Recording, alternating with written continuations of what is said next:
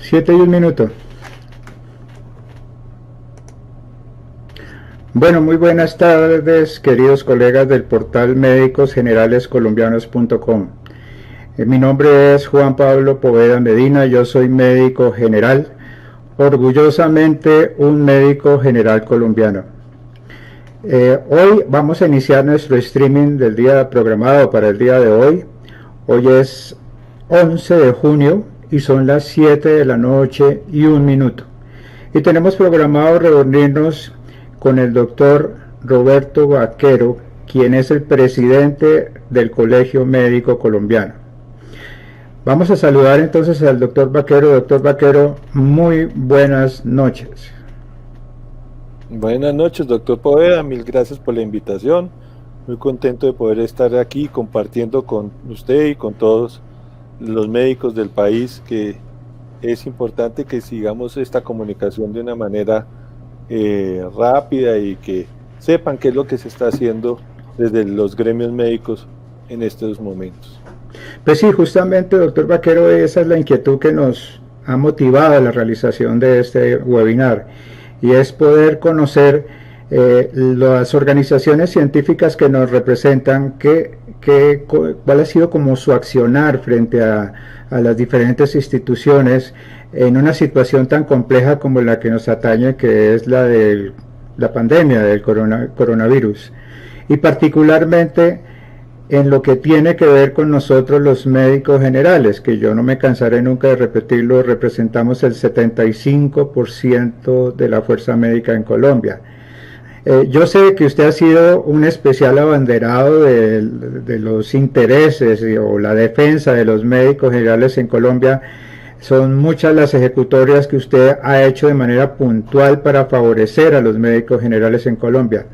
Pero en esta situación tan completamente nueva, tan completamente difícil, digamos que a nivel de las instituciones médicas que nos representan, y en particular el colegio médico que usted preside, digamos, ¿cuál ha sido el desarrollo de las acciones que se han hecho para tratar de favorecer, que se ha vuelto casi que un tratar de defender al gremio médico de las distintas agresiones que surgen en los diferentes niveles del gobierno? Adelante, doctor Vaquero. Bueno, pues mira, eso hemos estado permanentemente alerta de todo lo que está pasando con esta pandemia. Esta pandemia, pues tenemos que ser conscientes, nadie la esperaba, nadie estaba preparado, nadie sabía ni sabe, y quién sabe si sabrá cómo es que se maneja. Y por eso apenas empezó y la misma alcaldesa hizo esa cuarentena preventiva, y después el presidente ya la ordenó más en serio, que era una definitiva. Pues nosotros los gremios médicos nos reunimos rápidamente, discutimos el tema y apoyamos la decisión del gobierno y lo impulsamos a que fuera una decisión mucho más, digamos, agresiva en un momento dado, que fue la confinación. Todo esto por lo que habíamos visto en el mundo entero, que lo que había pasado era que por no prever esto se habían desbordado los servicios de alta complejidad, y que ahí es donde se muere la gente. No todo lo que se contamina se va a morir, pero cuando sí se desbordan esos servicios de alta complejidad es donde vienen los problemas, y por eso el país se organizó, hizo una gerencia, salió a buscar los implementos por todo el mundo, vino la competencia entre todos los países a tratar de comprar respiradores, y eso se ha ido como mejorando esa situación, y también la compra de implementos de bioseguridad.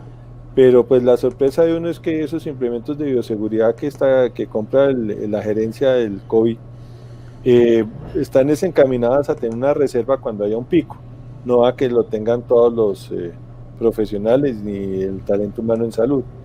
Entonces ahí es donde empezamos a tener esas alertas y a hablar con el gobierno de cosas que nos preocuparon, como por ejemplo la palabra esa un poquito odiosa que salió en el decreto 538 de la obligatoriedad de cuando fuéramos llamados a prestar los servicios.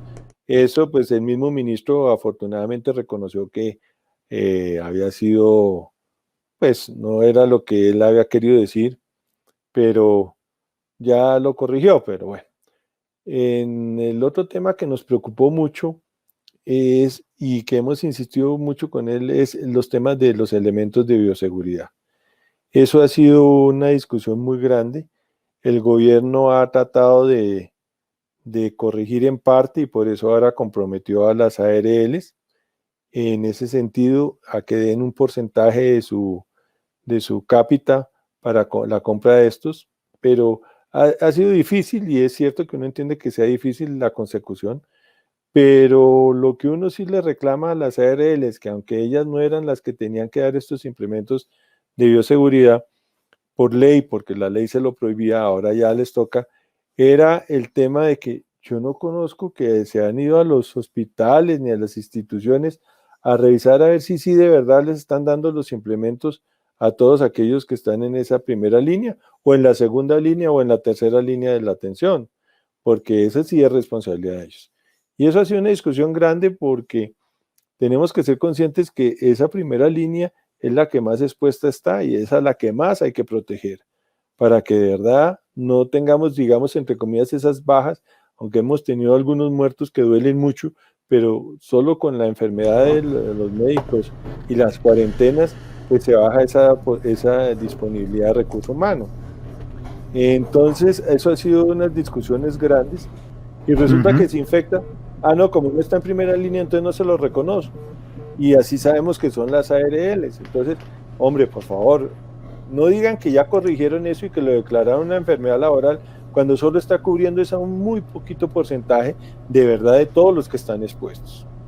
Ese mismo tema, pues en el tema de la laboralización, hubo cuando la primera reunión con el ministro, cuando el artículo 538, le propusimos ese tema de la laboralización, le propusimos el tema de un seguro para todo el personal de la salud, él se comprometió a trabajar y después cuando tuvimos la reunión con el ministro del Trabajo, no, es que nosotros tuvimos un proyecto de decreto ley, pero no lo aceptó el ministro de Hacienda. Bueno, pues déjenlo ver. Hombre, cuando el decreto dice que las ESES del Estado podrán contratar como supernumerarios, eso no es ninguna obligación, eso si le da la gana o no le da la gana, y sabemos que no les va a dar la gana. Entonces, ahí hay ciertas cosas que uno le dice, hombre, mire, de verdad tomen el toro por los cuernos, y de verdad, esta pandemia lo que sí ha hecho es desnudar la precarización tan absoluta que está todo el recurso humano, cosas que hemos demostrado en todos los estudios que hemos hecho desde el colegio, que otra gente también lo ha hecho, y que de verdad preocupa mucho. Ok, muy bien. En el tema particularmente de los muertos, médicos en ejercicio que han muerto, digamos, qué acciones han tomado los gremios médicos, no solamente el Colegio Médico, sino pues la Federación, el Colegio Médico, ASMEDA, sociedades científicas, Academia Nacional de Medicina, qué acciones han podido tomar, no sé si individualmente o en conjunto, para tratar de auxiliar a esos médicos que están y esas familias de médicos que están en situación de dificultad. Todo el tiempo es, hombre, ¿por qué no hacen que el Estado, por qué no hace que se cumpla la ley? La ley dice, tienen que estar laboralizados. Hombre, laboralícenlos. La ley dice que tienen que estar, estas personas tienen que estar con su contrato formal. Háganlo, la dignidad del ejercicio. Y lo que sí estamos viendo es que muchos de estos trabajadores, lo que los han suspendido o los han sacado, pues ellos, la verdad, si hacen una demanda, pueden ganar una demanda porque esos contratos de OPS, la Corte dice que son contratos laborales, no son de prestación de servicios. Entonces van a poder ganar esa demanda a que les paguen su indemnización y todas sus cosas, sus vacaciones, cosas, todo lo que no le han pagado. Pero el problema es que mucha de esa gente pues quedó suspendida, pero espera a que los vuelvan a llamar para seguir trabajando de la única manera en que en este momento están contratando, que es por prestación de servicios. Así sea legal, así sea indigno, así sea lo que sea, pero es como están trabajando. Entonces, la discusión nuestra, estamos haciendo un proyecto de ley para tratar esos temas, se han pasado, ahorita salió otro proyecto de ley, uno que expresamente prohíbe todo lo que son los contratos por OPS en todo el sector salud. Pues eso es el otro movimiento, y en el mismo Congreso estamos teniendo mucha receptividad porque se han dado cuenta de esas aberraciones que estamos sufriendo todo lo que es el recurso humano de salud. Bueno, para los que apenas están ingresando a esta transmisión, esta es una transmisión realizada por el portal médicosgeneralescolombianos.com. Venimos desde hace ya algún tiempo haciendo transmisiones vía streaming con personajes de la vida nacional que pertenecen a nuestro gremio médico. Hoy tenemos como invitado al doctor Roberto Vaquero, quien es el presidente del Colegio Médico Colombiano. Le hemos estado haciendo algunas preguntas concretamente sobre los médicos que, estando en contratación de prestación de servicios, han sido los primeros que se han visto afectados por esta pandemia, ya que no les han renovado contrato.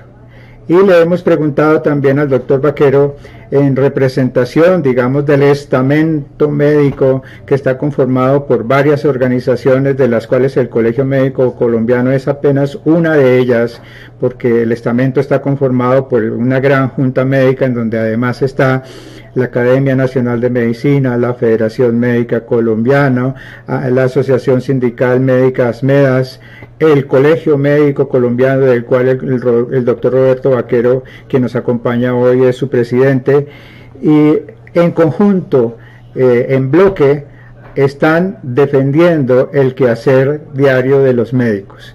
Ya nos explicó el doctor Vaquero cómo están apoyando a los médicos que, estando en contratación de prestación de servicios, están poniendo en conocimiento del gobierno de la situación difícil que los médicos en contratación de servicios están pasando. Quisiéramos preguntarle también puntualmente qué acciones en bloque de esta gran junta médica, de la cual el Colegio Médico hace parte, han hecho en favor de los médicos que ya han muerto. ¿Qué ha pasado con esta situación de los médicos que han muerto?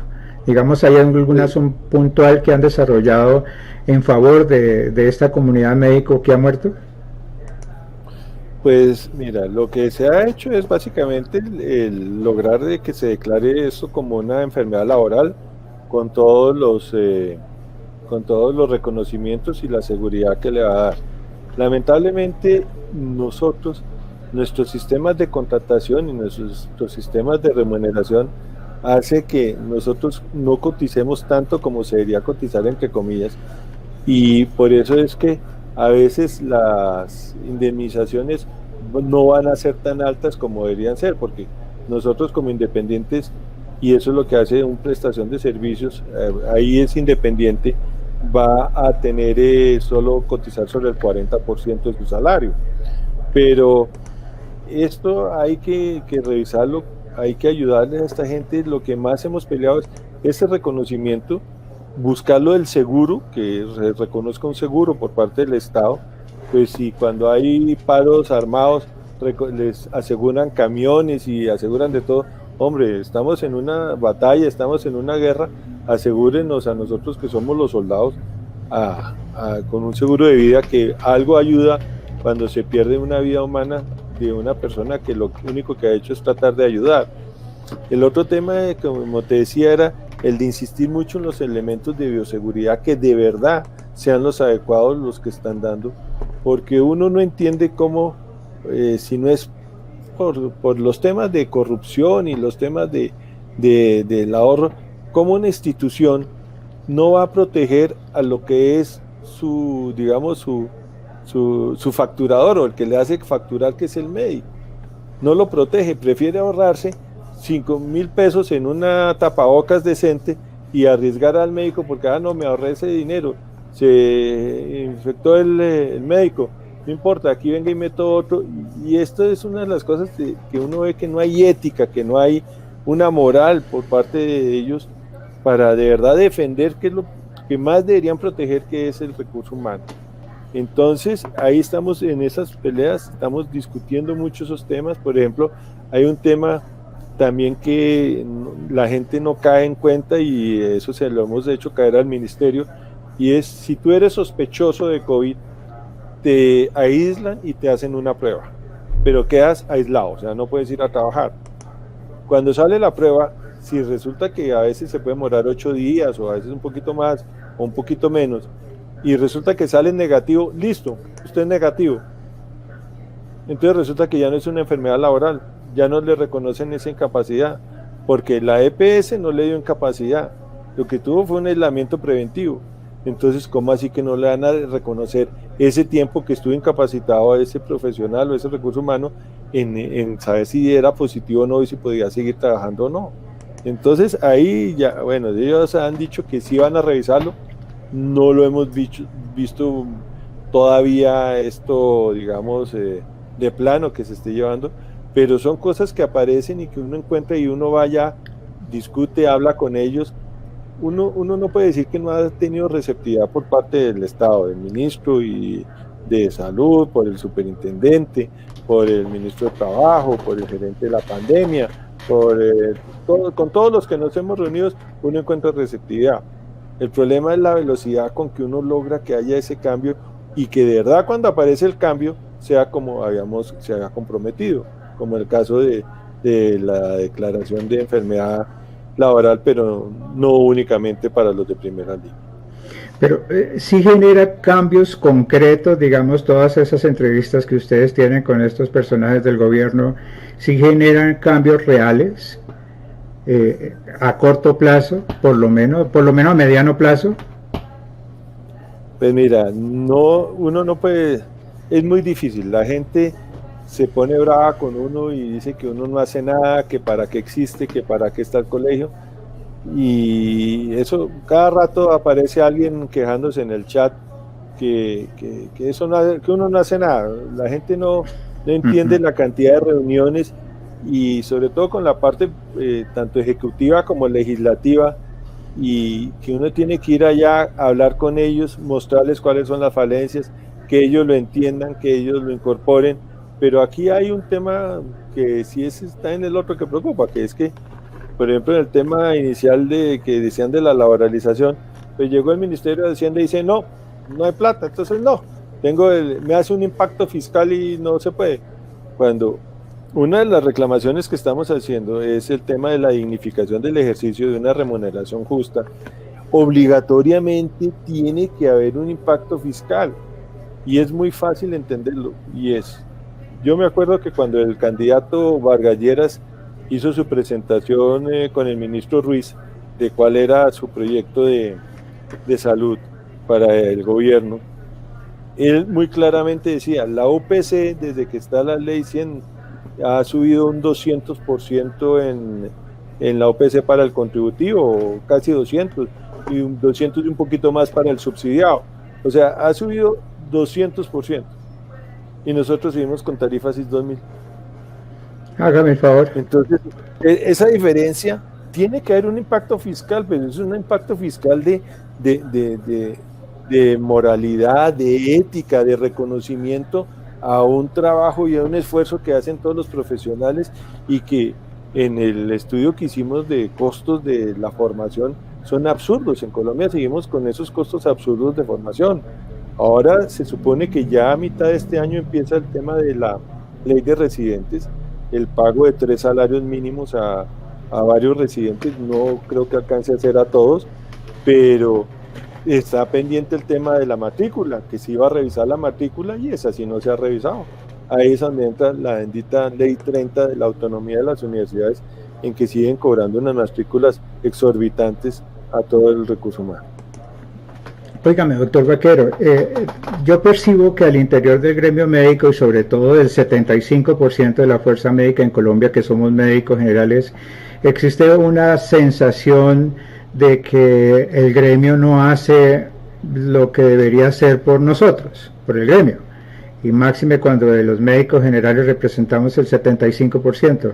Yo sé que ustedes permanentemente se están reuniendo con distintas instancias del gobierno, pero la pregunta es, y como para que la gente logre entender que las organizaciones que nos representan sí nos representan y sí trabajan fuertemente para tratar de favorecernos, ¿cómo es la coordinación entre estas 5 entidades o 6, empezando por la academia, siguiendo por la federación, siguiendo por ASMEA, siguiendo por el colegio médico, siguiendo por sociedades científicas?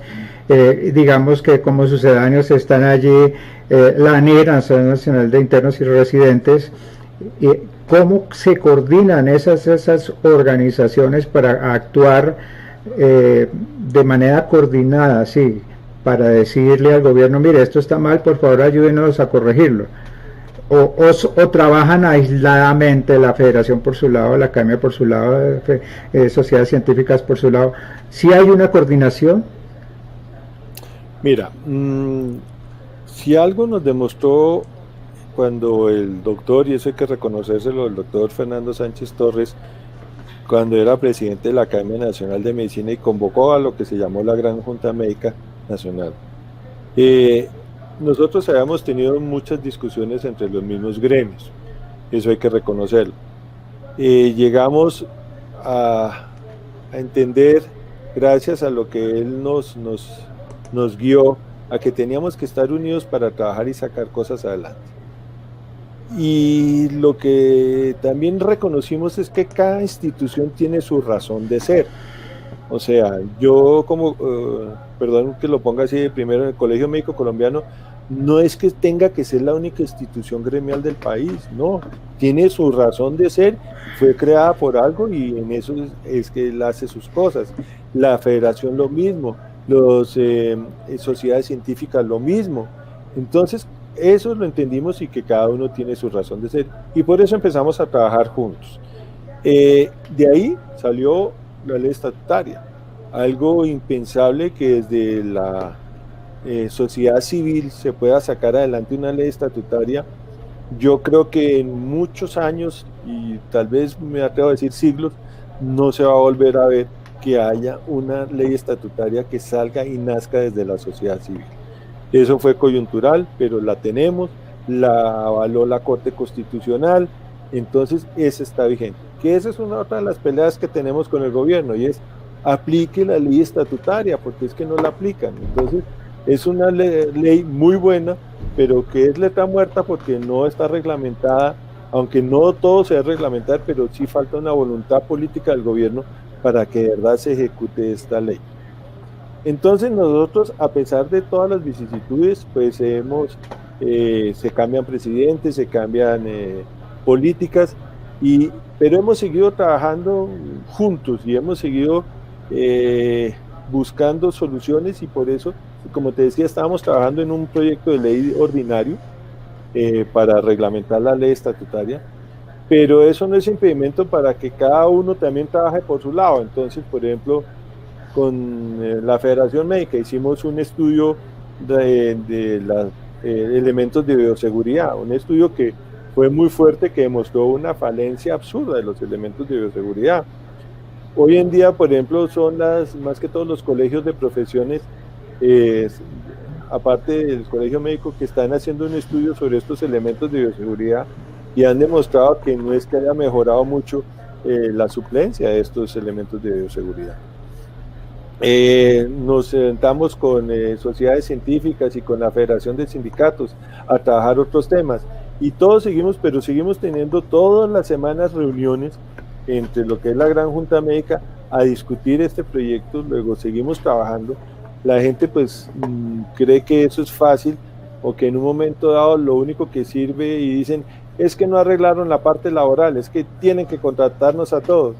Eso no lo puede hacer el gobierno ni el presidente, el ministro. Eso tiene que haber una ley o tiene que haber una voluntad política, y sabemos los costos tan grandes que eso puede tener.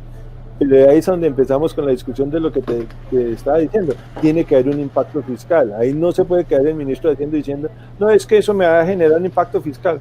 Pues tiene que haber, porque es que hay un desfase de 20 años, más de 20 años de baja en la remuneración de los trabajadores de la salud. Entonces, sí seguimos trabajando de una manera coordinada, nos reunimos bastante, conversamos bastante, buscamos hacer, digamos, actuaciones cada uno. Por ejemplo, el Colegio Médico participó en una tutela que salió positiva, en que obligaba a las EPS y a los prestadores a dar los implementos de bioseguridad. Eso lo hicimos con otra gente. La federación ha hecho otras cosas, pero seguimos trabajando de verdad de una manera bastante coordinada y respetándonos, que es lo principal. ¿Pero se reúnen, digamos, semanalmente o cada 15 días? Sí, no, semanalmente. Por ejemplo, hoy tuvimos la reunión los jueves todos los jueves nos conectamos a las 5 de la tarde a trabajar el tema de la reforma de la ley ordinaria, y cuando sacamos comunicados, entonces tenemos otras reuniones adicionales para sacar los comunicados que hemos estado dando a la luz pública para pues llamar la atención al presidente sobre la situación que estamos teniendo. Pues, doctor Vaquero, disculpe, pero concretamente, ¿a qué oficina, a qué instancia del alto gobierno tienen entrada? ¿Tienen entrada a la oficina del ministro? ¿Tienen entrada a la oficina del presidente? ¿O no tienen entrada a estas oficinas? No, mira, bueno, presidente, eso sí es casi imposible. Uno cuando le escribe al presidente, pues él contesta de una manera, pues como es la lógica, ¿no? Que es, mi representante es el ministro, entonces siéntese con el ministro. Entonces nos sentamos con el ministro. Con el ministro tenemos un diálogo, hablamos con él, o sea, ha sido una persona abierta a escuchar, pero pues él también tiene sus limitaciones y uno le entiende que haya sus limitaciones en esto. Pero también con el ministro del Trabajo hemos tenido reuniones, tenemos línea con él, con el Superintendente Nacional de Salud también. O sea, las instituciones estamos teniendo y hemos sido escuchados por el alto gobierno, y los congresistas ahora están muy interesados. Por eso hay una gran cantidad de proyectos de ley para el tema laboral que se está corriendo en la Cámara, sobre todo. Hay que reconocer el trabajo de la presidenta de la Comisión Séptima, de la doctora Norma Hurtado, del doctor Cristancho, del doctor Acosta, del senador Castro, que han estado muy interesados y se han metido de lleno a tratar de buscar soluciones, pero es que esas soluciones por la vía legislativa, tú sabes, mínimo se van a demorar un año, si es que nos va bien. Ese es el problema. Bueno, ¿sí? Pero ahí vamos, y hay que seguir trabajando, eso no hay que hacer, y hay que seguirle insistiendo al gobierno que hay que hacer esto. También hemos tenido reuniones con las EPS, con las IPS, todo eso toca seguirlo hablando entre todos para tratar de que salgamos juntos de esto, porque si no trabajamos juntos, esto no nos va a ir bien con esta pandemia. Bueno, doctor Vaquero, una de las inconvenientes o problemas más sentidos del gremio médico es precisamente la precarización del trabajo, la casi que informalidad de la vinculación al trabajo. No existe un empleo formal sino en alrededor de un 25 o un 30% de los médicos en Colombia. El resto está vinculado a su trabajo a través de formas aberrantes, formas irregulares, formas ilegales de vinculación al trabajo. Digamos que el gobierno, entiendo, ha tenido la intención, mejor, de tomar medidas para corregir estas formas irregulares de vinculación al trabajo. ¿Han sido efectivas? Primera pregunta. Y segunda pregunta, hacia futuro, ¿usted cree que se van a corregir de manera definitiva esta forma irregular, anormal e ilegal de vinculación al trabajo del gremio de salud en general? Porque es que ni siquiera son los médicos en Colombia, es en general todo el profesional de la salud está vinculado de manera aberrante. Son dos preguntas. Una, ¿qué se ha hecho para corregir esta situación ahora durante la pandemia? ¿Y usted cree que después de que pase la pandemia, a futuro, se va a poder corregir esto también o no? Mira, algo que haya pasado así en positivo, no. Tengo que ser realista y reconocer que uno va, pelea, habla, dice. O sea, ayer tuvimos una reunión, por ejemplo, con el senador Uribe, y le volvimos a repetir esto. Mire, o sea, yo discuto mucho esto en el sentido que es, mire, gobierno, cumpla la ley, por favor, es que nosotros no estamos inventándonos nada. Si aquí dice hay que tener un contrato laboral, cumplan la ley, por favor, háganlo. Y eso es en lo que hemos estado peleando con todos. Y estamos pues moviéndonos a tratar de que esto se cumpla. Entonces, por eso, como te digo, el tema con la Fiscalía, el tema de las tutelas, el tema con la Superintendencia Nacional de Salud de denunciar esto, que de verdad se cumpla con la ley. No es fácil, y uno lo entiende en el sentido que todos los ministros llegan hasta un superministro que se llama el de Hacienda, y el de Hacienda si dice no, es no tengo plata, y listo, así se solucionó. O sea, seguimos siendo trabajadores ilegales, seguimos no teniendo dignidad en el ejercicio, todo lo que uno quiera, pérdida la autonomía, todo esto. Eso es lo que hemos venido diciendo. La ventaja hoy en día es que ya el país se dio cuenta, porque antes uno hablaba, pero hablaba solo en el sector salud, y ahora ya el país se dio cuenta que existe esa precariedad. Una precariedad que preocupa también, porque de verdad lo que es las maneras de aberración, no le digo de contratación, con decirte que existen hasta, contratan a médicos como contrato de arrendamiento. Así, créame, contrato de arrendamiento, no nada, usted es un bien inmueble y yo lo estoy arrendando, y así es que lo voy a pagar, y la gente por la necesidad se acepta eso. Entonces nosotros, en unión con los sindicatos, la Federación de Sindicatos, y hay una doctora, la doctora Carolina Maconi, que ha sido una abanderada, una abogada abanderada de esto, estamos denunciando eso y peleando mucho ese tema. Como te digo, no hemos sentido que hayamos algo, salvo que se ha visibilizado, salvo que congresistas ya sí se han preocupado de ese tema, que lo han puesto en la palestra y lo han puesto digamos, en la parte legislativa, ya está en la parte legislativa. Entonces ya sí, en eso sí hemos ganado algo, ya con los proyectos de ley de laboralización, de dignificación del ejercicio, ahí hay algo ganado en esto. Que el futuro tiene que cambiar. Es que el futuro no podemos seguir así como estamos. Ahí sí lo siento mucho. Yo he sido una de las personas que me he opuesto en este momento totalmente a una protesta estilo paro nacional. Hoy en día no, porque hoy en día estamos en una guerra. Ese es mi pensamiento. Pero si cuando salgamos de esta guerra seguimos ahí yo hace mucho tiempo estoy diciendo, aquí se está cocinando ya vías de hecho, porque es que la situación está muy grave y el Estado no está haciendo caso a esto. Esperamos que ahora con esta pandemia, que ya sí se da cuenta, que ya nos aplauden, que ya nos felicitan, pero que de verdad de aplausos no vivimos, de felicitaciones no vivimos, y la situación de todos los colegas es una cosa que a uno le preocupa mucho. Y en eso sí estamos más que comprometidos. Disculpe. Hace un par de días vimos todos por televisión cómo se amenazaba y se le enviaba ramos, coronas mortuorias a un médico de cuidado intensivo en Soledad, creo que era en Barranquilla, en donde supuestamente había dejado morir un paciente y sus familiares querían, entiendo que era así la situación, y lo amenazaban de muerte, le enviaron sufragios. Y como respuesta, usted acaba de mencionar vías de hecho.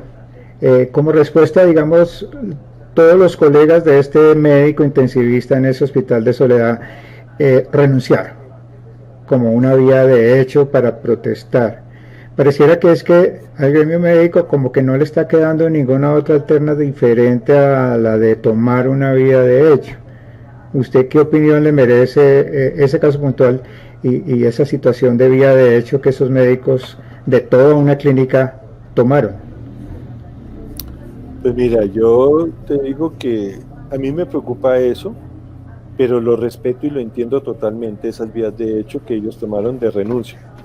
Yo me refería de pronto más bien era un paro, una cosa de esas, pero ellos renunciaron porque tienen miedo. Es que es normal que uno tenga miedo cuando uno se mata trabajando, la gente aquí es muy indolente en ese sentido y no nos vamos a ir muy lejos. Hace un año más o menos, ¿te acuerdas? Asesinaban a un rural, Cristian, un hombre bueno que estaba luchando por una población, porque a algunos no les gustó y entonces yo tomo la justicia por mis manos y aquí no pasa nada y lo asesinan. O sea, esa agresividad contra el sector, contra el talento humano, contra el recurso, son absurdas de verdad de una falta de, digamos, de ley, de educación, de legitimidad de las cosas, en que creen que se pueden tomar la justicia por las manos.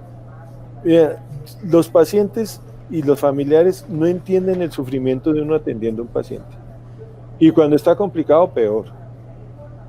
Acuérdense las palabras del profe José Félix Patiño cuando decía que el ejercicio de la medicina es el ejercicio de la incertidumbre.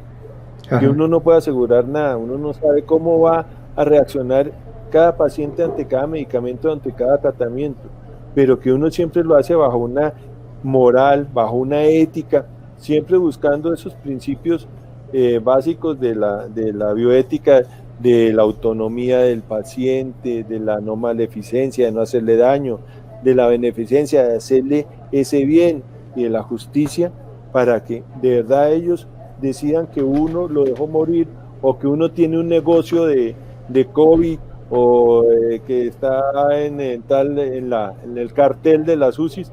Bueno, esas son cosas que de verdad uno le da tristeza con nuestros paisanos, con la gente que vive aquí en Colombia, que decide tomarse las cosas por las manos. Eso no hay sino que ir a unas urgencias y ver cómo llega la gente borracha y ese es el primero que empieza a amenazar y a pegarle a todo el mundo, y las agresiones contra todo el sector de la salud son cosas que no deberían ocurrir. Ellos tienen que pensar que eso es lo que a ellos los va a defender, a que ellos les va a dar la salud, y eso es una parte de educación muy grande, que en eso sí tenemos que empezar a trabajar mucho los médicos, pero también el Estado, todo lo que es FECODE debería ayudar a que la gente entienda que hay ciertos roles y hay ciertas cosas en enseñarle a la gente que hay que aprender a respetar. Y hay que respetarnos entre nosotros mismos, sea el que sea, no es que hay que respetarnos a los profesionales o al recurso humano en salud, no, hay que respetar al policía, hay que respetar al barrendero, hay que respetar al telecinco, al ingeniero, al abogado, pero tenemos que aprender a ser tolerantes y respetarnos, porque aquí lo que sí vemos es que falta es el reconocimiento de la otra persona. Doctor Baquer, hemos llegado a un punto de la entrevista, primero por tiempo y segundo por los temas y la respuesta que usted nos ha dado, en que me veo como en la necesidad de hacer una pregunta en nombre de toda la comunidad médica, no solamente de todos los médicos generales de que hacen parte de nuestra comunidad, médicosgeneralescolombianos.com, sino de toda la comunidad médica en general, e incluso de todo el gremio de salud, todas las ramas que intervienen en el proceso de salud. Y ¿no será que ha hecho falta un liderazgo más fuerte por parte del gremio médico en particular, que por razones obvias es el líder del grupo de salud? ¿No será que ha hecho falta un liderazgo más fuerte y que esta situación en la que hemos vivido por tantos años, en la que hay 5 o 7 cabezas de organizaciones científicas médicas, han atomizado un poco, digamos, esa fuerza médica que debería existir de manera monolítica y fuerte? Pues mira, eso se puede tomar por esa manera de que hace falta un liderazgo. Ahí yo te soy sincero, y es que uno, pues si yo me puedo considerar en parte algo líder, nosotros no tuvimos formación de líderes. Ese liderazgo ha sido a los empujones, de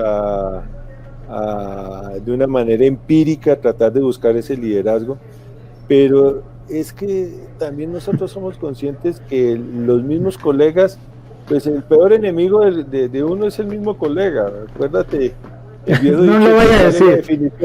No lo vaya a decir. ¿no? Es que el doctor Vaquero ha acuñado una frase muy particular que realmente es dolor repetirla. Yo lo voy a hacer por él. Yo se la escuché a él por primera vez y es que dice que la definición de colega en el gremio médico es aquel que hace lo mismo que uno, pero mal. Eso me dolió muchísimo cuando se lo escuché la primera vez, doctor Vaquero. Y a mí, o sea, y a mí eso, entonces, estamos tratando de crear una conciencia de verdad de los liderazgos. Por ejemplo, en el colegio médico yo me he preocupado mucho por formar nuevas generaciones de líderes y nosotros tenemos una camada de nuevas generaciones muy interesante, de muchachos que han ido haciendo su formación de liderazgo desde instituciones como ACOME, la Asociación Médica Estudiantil, que de verdad es muy agradable ver cómo ellos se estudian, se forman, tratan, y eso los hemos venido recogiendo y diciendo, hombre, venga para acá que ustedes son importantes para de verdad ser, por ejemplo, de ellos, de esas generaciones, de nuevas generaciones del colegio médico, por ejemplo, salió la idea de hacer el estudio de burnout, el de quemados, que dio unos resultados absurdos. O sea, si antes de la pandemia estábamos mal, ahorita ni siquiera vale la pena, o sea, medio se acerca un fósforo y nos incendiamos todos, o sea, esto está terrible. Entonces, ese liderazgo, sí, la verdad, antes había habido muchas peleas entre las principales cabezas de estas asociaciones. Yo creo que hemos estado encontrando un lugar de diálogo y de respeto. Yo siempre dije que mientras se respeten a las instituciones y se respeten a las personas, el colegio sí va a estar ahí, y eso ya se ha logrado. O sea, se respeta a la persona, se respeta a la institución, no hay nada de que tiene que ser obligado, no es el unanimismo o la parte democráticamente se hace lo que yo diga porque yo soy el único Dios. Entonces no, sí nos hace falta, yo creo, y yo veo en un futuro, uno tiene sueños en un futuro, y hay que soñar, y es, hombre, nosotros deberíamos tener hasta un partido político de los médicos y poder poner allá 4 o 5 senadores, 4 o 5 representantes que de verdad defiendan la parte legislativa de los profesionales y el recurso humano. No tienen que ser médicos, también tienen que ser enfermeras, instrumentadoras, bacteriólogas, no, del recurso humano, de todo lo que es el recurso humano. Debería haber un partido y que de verdad nosotros pudiéramos poner allá gente que fuera comprometida, no como ocurre ahora, que son gente que hace política pero que tiene la profesión y entonces acaban ahí. Entonces, usted es médico, bueno, entonces ya se empiezan a reunir entre los médicos. No, que sea un verdadero bloque que de verdad vaya allá y defienda todos los intereses. Eso es algo que uno pues tiene que soñar, tiene que esperar que ojalá algún día aparezca un líder que logre convocar a todo eso, pero nosotros mismos, y usted mismo lo vio, ahí se han lanzado candidatos y el apoyo hacia el gremio ha sido bastante... Muy escuálido. Muy escuálido. Entonces, y a pesar de que uno va, grita, va, colabora, pero en el momento dado de ya el apoyo que uno necesita es bastante escuálido. A mí muchas veces me han peleado que qué hace el colegio, que no hace nada, yo no le saco la lista de cosas que uno ha hecho y todo el trabajo que le lleva a uno a la semana de estar ahí en esto, porque hay que estar revisando todos los temas del colegio médico, de las tarjetas, los permisos transitorios, que de verdad no se cuelen personas que no son médicos. Por ejemplo, casos que yo te puedo decir, en este desarrollo de las funciones públicas hemos pescado 5 diplomas de médicos falsos, pero de esos 4 muy bien hechos, pero falsos, totalmente falsos. Lo que pasa es que la persona cree que ellos lo pasan y el colegio médico lo pasa por encima y chulea. No, por eso es que el colegio a veces se demora, porque él tiene que ir y preguntar, y depende que la universidad le conteste y le diga, sí, el doctor Poveda sí estudió aquí y se graduó, sí, mire, tal sí estuvo allí y se graduó, mire, este señor sí hizo allá el servicio social obligatorio y se graduó, este señor sí tiene libreta de primera clase, porque es que tengo más de 20 muchachos denunciados en la fiscalía y ante los tribunales de ética por meter papeles falsificados sobre todo en el tema de la libreta, de la situación militar. Parece que por ahí alguien estaba vendiendo exoneraciones del rural y ahí los pescamos. Le pregunto al ejército y el ejército me dice, no señor, él no tiene libreta de primera, tiene de segunda o no ha definido su situación. ¿Y qué es eso? Y la ley me obliga, tiene que denunciarlo porque es una falsedad en documento. Entonces, desde este momento, empezando la vida, ya con un proceso en la fiscalía, y no entiende, lamentablemente Increíble. no entiende.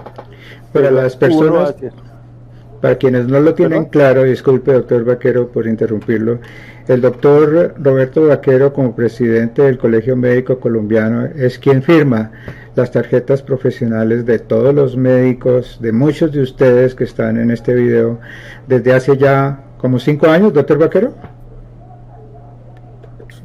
Es quien firma todas las tarjetas profesionales, y obviamente para poder estampar su firma pues tiene que revisar de manera muy minuciosa para que no se presenten ningún colado, es decir, una persona que no sea médica pero que mediante artimañas y subterfugios pretende engañar al colegio médico para que el colegio médico le expida una tarjeta profesional que lo acredita para ejercer la profesión médica en Colombia. Me imagino que esa ha sido una tarea sumamente difícil y dispendiosa que hacen ustedes allá en el colegio médico. Sí, ha sido bastante dispendiosa porque es que esto toca revisar documento por documento. Esto no es, no, venga y ya aprobemos porque sí, no. Toca, cada documento tiene que ser revisado, tiene que ser certificado por la persona que lo expidió. Entonces, por ejemplo, hay casos que son, pues, digamos, entre comillas, risibles en un momento dado o preocupan. Por ejemplo, ahora que los especialistas tienen que actualizar sus retos, por ejemplo, cuando vamos a ver especialidades, entonces uno va, mire, me gradué en tal universidad en el servicio tal de tal especialidad, y uno va a ver y resulta que ya cerraron ese servicio. Ay, María. Entonces, pero él es otorrino, él cumplió con sus requisitos, entonces toca hacer una cantidad de vueltas para poder demostrar eso, pero pues en eso el compromiso del colegio es hacerlo y lo hacemos, ¿no? Temas de que no consiguen el papel que acredita por parte del ministerio para ejercer la medicina en el país.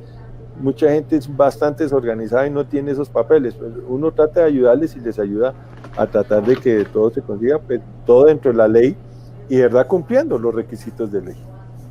Bueno, doctor, usted había tocado un punto particular y creo que ya casi estamos terminando, y es el de que ha hecho falta de un programa como de formación de líderes. Que de pronto se pongan la camiseta y realmente encuentren un terreno abonado en sus compañeros médicos para poder producir un cambio real de esta situación que realmente es muy lamentable por la que pasamos los médicos en Colombia, no solamente los generales, pero particularmente los generales. Digamos, esta pregunta podría salir con facilidad de un egresado de la Universidad Nacional.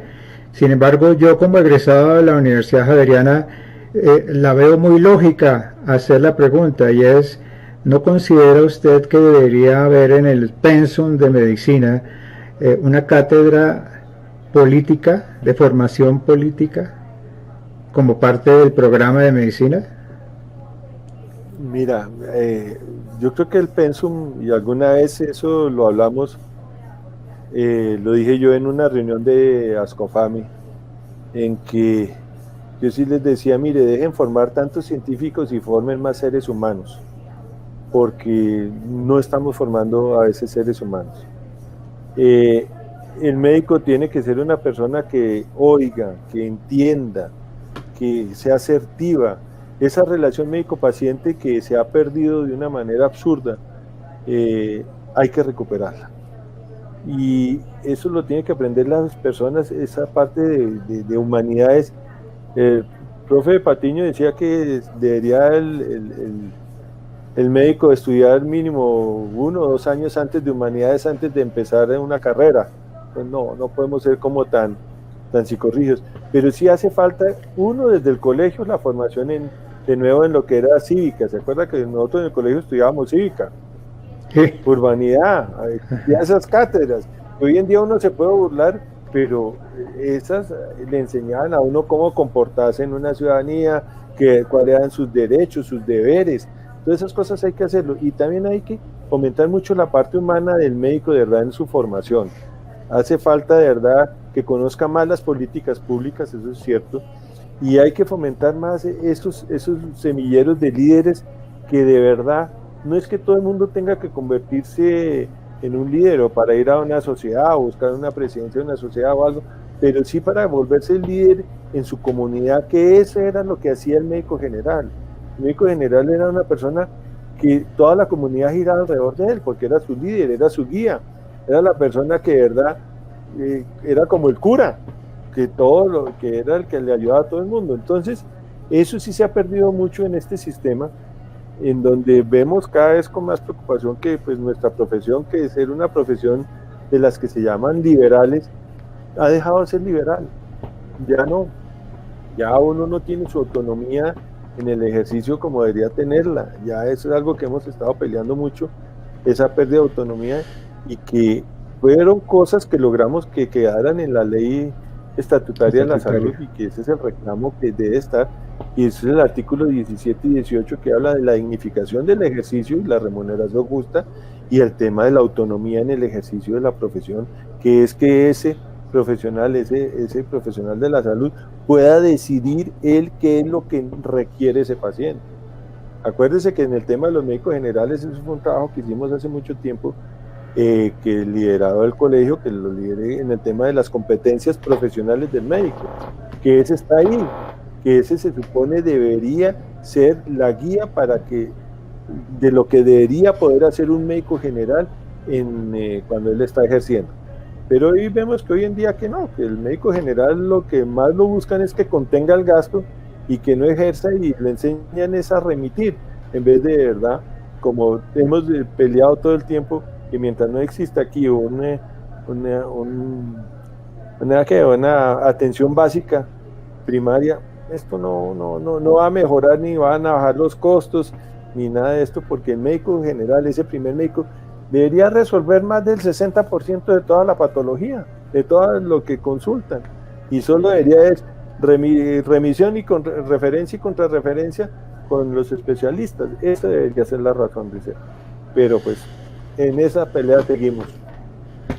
Bueno, existe a mi modo de ver desde hace mucho tiempo una necesidad de integración más amigable entre el grueso grupo de los médicos generales, que representan el 75% de los médicos del país, y todas las especialidades médicas, que juntas todas las especialidades no alcanzan a sumar sino un 25% de los médicos del país.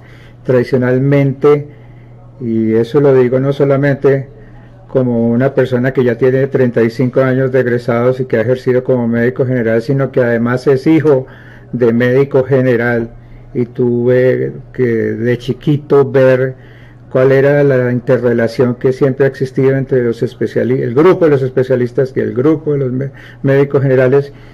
No ha sido una relación fácil, y yo creo que el primer paso hacia la normalización y hacia el progreso y dignificación y recuperación de autonomía y mejora de salario, y etcétera, etcétera, el primer paso debería darse en ese sentido, en el de la compenetración y armonización de esos dos grupos, el grupo de los médicos generales y el grupo de los especialistas. ¿Qué opinión le merece, doctor Pequero, esto que acabo de decir? Pues mira, eso pues es muy válido, en el sentido de que si no estamos juntos, es que nosotros tenemos una profesión, y la profesión es ser médico. No como en mi caso, mi profesión no es ser oftalmólogo, yo soy médico, esa es mi profesión. Por eso muchas veces a uno le pelean en el colegio médico, Iván, es que yo soy otorrino, qué bueno, es que yo soy neurólogo, muy bien, pero usted aquí es médico.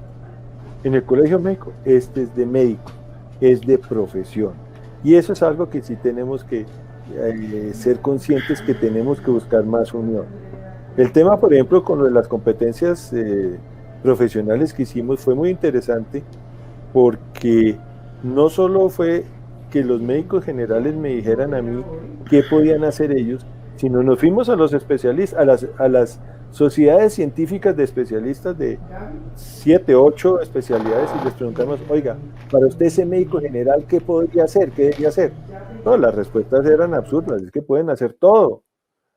Es todo, o sea, ellos podían perfectamente que atender el parto, que hacer una cosa, que lo otro. Solo, por ejemplo, cuando presentamos este trabajo en el ministerio y el tubo de tórax, ¿quién lo debe pasar? Pues el médico general. No, allá en el ministerio se les iban abriendo los ojos, que no, eso no puede ser. Y eso nos lo avaló tanto los cirujanos como nos lo avaló los de medicina crítica y intensivistas. El tubo de tórax lo debe poder pasar es un médico general. Eso no hay que ponerse a llamar a un cirujano de tórax como toca ahora. Eso es absurdo.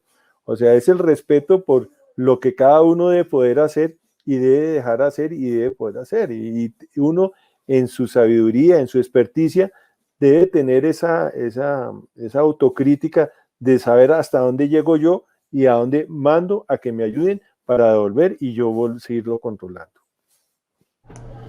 Bueno, muy bien, pues doctor Vaquero, usted ha sido sumamente generoso con este webinar. Última pregunta, ¿cómo ve usted el futuro? Y estoy hablando, ¿cómo cree que vamos a estar ejerciendo en 5 y en 10 años los médicos generales particularmente? ¿Usted cree que esto va a mejorar o esto tiende a empeorar? Pues, a ver, yo no soy como tan de las leyes de Murphy. Yo creo que hemos estado en esta pelea y hemos dado esta pelea es exactamente para mejorar. Y eso tiene que mejorar. Ya se logró con una cosa que era la ley estatutaria que habla de la dignificación del ejercicio. Entonces, lo que ahora toca es defender que se aplique esa ley estatutaria. Ya el primer paso se dio. Yo sí tengo fe en que esto tiene que mejorar. El país tiene que darse cuenta que hay un recurso humano que es muy valioso, que conlleva muchos sacrificios, que está pagando unos costos de formación absurdos, porque, te lo digo, si uno es economista, cuando me lo hicieron, que de una universidad pública la tasa interna de retorno estaba en 16 años y de una privada en 34, esto no es negocio. No es negocio estudiar medicina, ahí no hay negocio. Entonces eso tiene que cambiar y el gobierno se tiene que dar cuenta de que se exige, que hay un cambio que hay que exigir. Ahí es donde yo digo que yo sí veo que esto tiene que mejorar, porque voy a ser un poquito cortante, porque tiene que mejorar. Porque de verdad, si no hay unas respuestas desde el gobierno, desde la parte legislativa, ahí sí tendrá que haber una protesta generalizada de todo el sector salud para de verdad le den lo que merece recibir, el respeto, la dignidad, la remuneración, la respuesta a tanto sacrificio que se hace por de verdad poder darle salud a todos nuestros colombianos. Muy bien, doctor Vaquero, la ñapa, como dicen en el noticiero, eso que usted acaba de decir da pie para que uno lo interprete como que usted está invitando a la movilización, a las vías de hecho. La respuesta es sí. Si esto no mejora, si esto de verdad no es una respuesta, de verdad, yo lo vengo diciendo desde hace mucho tiempo, aquí se está cocinando un paro nacional de la salud y ustedes no han querido tomar acción. Aquí se está cocinando, aquí se viene, y eso viene como lo del cuento de Pedro y el Lobo, ahí viene, y cuando lleguen, ahí verá que va a llegar. Es que ya no se aguanta tanto, o sea, se llega a estirar tanto el hilo que en un momento dado ya no puede hacer más. O sea, hoy en día uno ve médicos generales contratados a 15,000 pesos hora. ¿Eso qué es? Eso es absurdo. Pero ¿qué pasa? Que por las necesidades económicas, por las deudas con que salen, gracias a los costos tan exorbitantes, les toca salir a regalarse. Hombre, eso tiene que parar. Eso no lo puede hacer. No vamos a hacer el socialismo del siglo XXI en nada. Es una remuneración gusta a un trabajador que de verdad se esfuerza y que labora y que tiene una calidad y que tiene que tener un reconocimiento mínimo por sus riesgos, por los riesgos que él corre, por todo lo que hace? Es que nosotros cuando ejercemos la medicina estamos corriendo muchos riesgos y eso no lo reconoce nadie. Y las instituciones en eso a veces son olímpicas. No, el problema es del médico, yo me lavo las manos, chao, chao, adiós. Y ellos fueron los que lo obligaron a ese pobre profesional a no tener todas las cosas para poder atender bien al paciente, a tener los implementos que debería tener, a todo eso, al ejercicio, a la profesión como se debería hacer. Yo, te digo, estoy haciendo una maestría en bioética y una de las cosas que yo estoy viendo es, uno, que se ha perdido esa relación médico-paciente. Ya antes era una relación que era paternalista del médico hacia el paciente, ahora por todo lo de la bioética ya igualó, lamentablemente se perdió fue ese respeto por el médico. Ya yo estoy en igual nivel que el médico, entonces yo puedo, no tengo por qué respetarlo. Eso es algo que la gente tiene que darse cuenta, que el respeto tiene que ser mutuo. Esto es una relación que tiene que ser básicamente amistad. Es que la relación entre un médico y paciente tiene que haber hecho una amistad para poder ejercer, ¿o no? Porque si no, no va a haber la confianza, no va a haber un entendimiento. El paciente no va a poder de verdad decirle qué es lo que necesita el médico, y el médico debe necesitar el tiempo suficiente para poder oírlo, entenderlo y ordenar qué es lo que este señor necesita. No ponerse a llenar un MIPRES como ahora, que es la vaina más absurda de este mundo, ¿no? Eso es una de las peores cosas que se han podido inventar aquí para arrancar y limitar el verdadero goce efectivo del derecho a la salud, de tener que ponerse a llenar semejante cantidad de cosas que son absurdas, ¿no? Entonces, yo lo que sí veo es que se está perdiendo, y que nosotros, gracias a esa pérdida de autonomía, gracias a toda esa cantidad de acoso laboral que tenemos, de fricción del ejercicio, y eso está demostrado por la misma Defensoría del Pueblo, por el mismo gobierno en sus estudios, por las tutelas, eso está demostrado. El estudio que hizo el Colegio Médico está ahí, demuestran cómo se quejan de que hay una constricción del ejercicio, que hay un acoso laboral.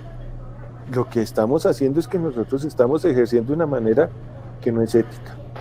Yo sí me hago esa pregunta. Pero ¿qué pasa?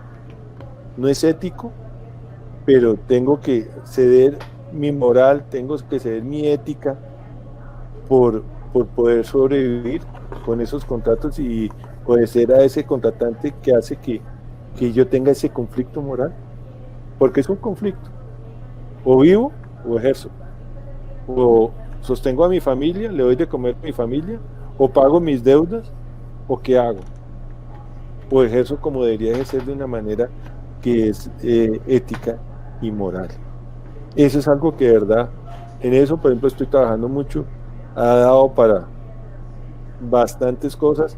Afortunadamente es muy interesante esa maestría, se la recomiendo a la gente que estudie bioética, de verdad, estoy muy contento, pero me ha hecho ver estas situaciones que no sé si se han dado cuenta, pero que es un conflicto moral muy grande que tenemos los médicos.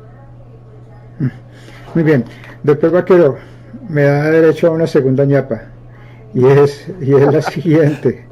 No, es que las cosas que usted dice son sumamente densas y amerita esta segunda ñapa. Pero esta es corta. ¿Usted considera que el médico que sale hoy en día egresado de una facultad de medicina en Colombia es mejor o peor al que salía hace 20, 30 años? Mira, eso es muy difícil porque la medicina ha cambiado mucho. Lo estoy viviendo, y lo estoy viendo ahora con una hija mía que se acaba de graduar de medicina. Primero, cambió totalmente la manera de enseñanza. Quitaron unas materias que tenían toda la razón de quitarlas. O sea, ¿te acuerdas que a uno le tocaba ver química, física, biología, una cantidad de materias que las han condensado y están enseñando de otra manera? Yo creo que la formación del médico colombiano es buena. Tiene unas falencias en el sentido que hay muchas universidades que lamentablemente no tienen unos escenarios buenos de práctica. Y tenemos que ser realistas.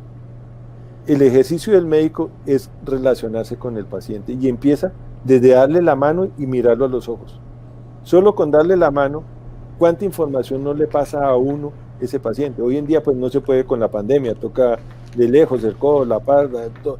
Pero antes ese saludo de mano, ¿cuánta información no pasa? No le dan a uno. Entonces eso es una de las cosas que ahora la tecnología ha hecho que uno esté pegado a un computador porque es más fácil hacer la historia por computador. Yo soy docente de un programa de oftalmología y lo que siempre le digo a los residentes cuando entran en la primera charla, uno, el respeto por el paciente, óiganlo, escúchenlo, salúdenlo, sepan su nombre, cuando no lo entiendan bien, pídanle que le vuelva y le repite, dedíquele el tiempo que necesita. Y eso es algo que este sistema no nos lo está dando. Entonces, ahora la tecnología ha hecho que esto cambie y avance a unas velocidades tan grandes que yo creo antes uno trataba más al paciente, tocaba más al paciente.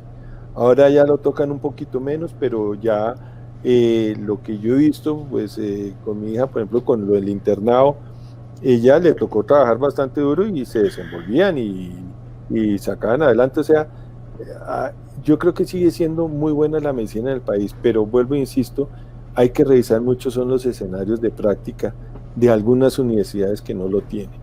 O sea, Colombia yo creo que sí está desfasado en el número de facultades de medicina y eso es algo que vuelvo e insiste uno que la ley se cumpla porque la ley 1164 hablaba de la cantidad, calidad y pertinencia de los programas de formación y eso no se ha hecho nada. Entonces, sí hay que revisar un poco eso, pero como dije antes, cuando hablé alguna vez en una conferencia con los de Ascofame, mi solicitud sí era saquen menos científicos y saquen más seres humanos, que yo creo que en eso sí estamos fallando un poquito en la formación en nuestro país. Bueno, muy bien, son las 8:12 de hoy, 11 de junio. Nuestra transmisión en vivo llega a su fin el día de hoy. Queremos agradecerle al doctor Vaquero y por su generosidad con habernos dedicado pues esta cantidad de tiempo tan importante. Invitarlos a ustedes para un segundo streaming que esperamos estar haciéndolo con personajes de la talla como la que hoy hemos tenido, el doctor Roberto Vaquero, presidente del Colegio Médico Colombiano. Doctor Vaquero, muchísimas gracias. Un minuto para despedirse. No, bueno, mil gracias de verdad por la oportunidad de poder conversar de temas, de todos los temas.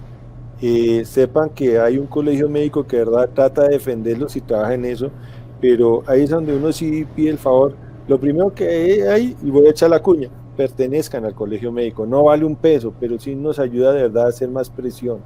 Y de verdad, trabajemos por nuestros colegas, trabajemos por nosotros mismos, de verdad por tratar de buscar que esas generaciones futuras que estamos viendo, y yo que la estoy viendo, de verdad tengan un mejor porvenir y un mejor futuro. Por eso soy optimista en lo que tú me preguntaste, que si aquí a 5 años esto tiene que mejorar, hombre, es que tiene que mejorar, tiene que seguir adelante. Esto tiene que cambiar la manera de nuestro ejercicio, pero también en la manera de respetarnos los unos a los otros. Quiero darles las gracias, de verdad, en el Colegio Médico, lo que necesiten a la orden. Vuelvo, insisto, seguimos trabajando con las otras instituciones, seguimos impulsando. Lamentablemente no se puede muchas veces con la velocidad que uno quiere, porque me acuerdo cuando salimos de la reunión con el ministro, más de uno se quejó, no, pero no hicieron nada porque no laboralizaron a todo el mundo. Hombre, eso es imposible, pero hay que hacerle y hay que trabajarle y hay que ser testarudos, y en eso sí, ahí yo como que tengo mi sesgo un poquito de ser bastante testarudo para tratar de sacar las cosas adelante. De verdad, mil gracias por la oportunidad y un abrazo, doctor Poveda. Y saludos a todos sus, de verdad, médicos generales del país. Bueno, muchas gracias, doctor. Vamos a cortar entonces la transmisión. Hasta luego.